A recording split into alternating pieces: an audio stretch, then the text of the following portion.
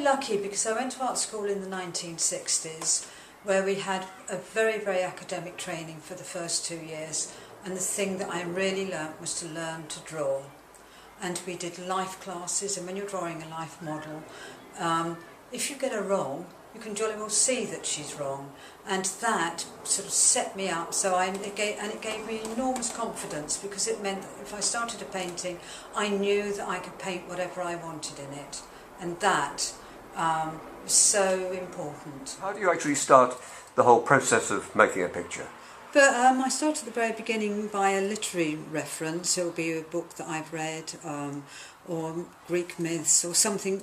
Quite often it's from my childhood, like nursery rhymes, and I then make them into adult nursery rhymes rather than keeping them for children. And Greek myths sort of have fascinated me. I even did sort of some to do with signs of the zodiac, the colours and the fauna and flora. Who do you like of the modern painters? Really Anthony Green, but I like people like Rothko, if we can call him modern, it's very Picasso. I like quite a lot of Picasso. Quite often it will be just going to an exhibition and something I will take home from that exhibition, and that will have been inspiring. And who do you actually do your paintings for? Myself. Nobody else. They're just for me, and they've always been just for me. I have done very, very few commissions, and I've always been in the privileged position of just being able to do what I want to do and paint what I want to paint, which is a very, very privileged position.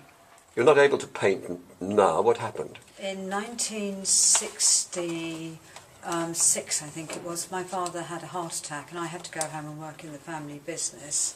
And I was trying to get into the Royal College and doing my degree show for Kingston, and so I was also helping in the family business, travelling backwards and forwards, when I started to notice pins and needles in my hands.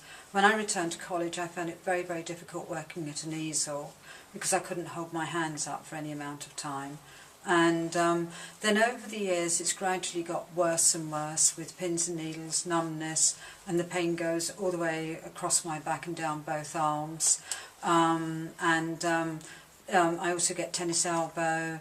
I've had my carpal tunnels operated on. I get trigger fingers, and this is all part of the syndrome. It's a number of conditions that go with it. And I've attended pain clinics. I've had a number of exploratory operations to find out what was wrong, until I think it was 1985 it was diagnosed as RSI. In Shakespeare's time it was called Scrivener's palsy, and I think that's a much nicer name than RSI. And from then onwards it's been very, very difficult trying to hold a paintbrush, because I have to hold them very, very tightly, and they're quite small, and I'd get involuntary movements, and the pain became so intense that I just had to stop painting.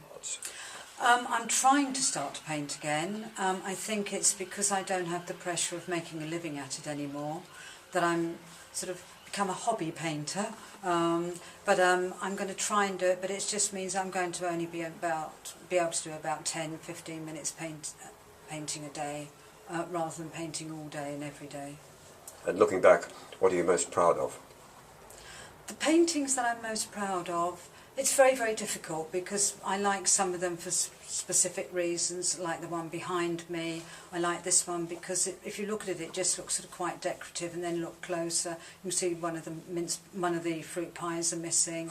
And also the fact it's me.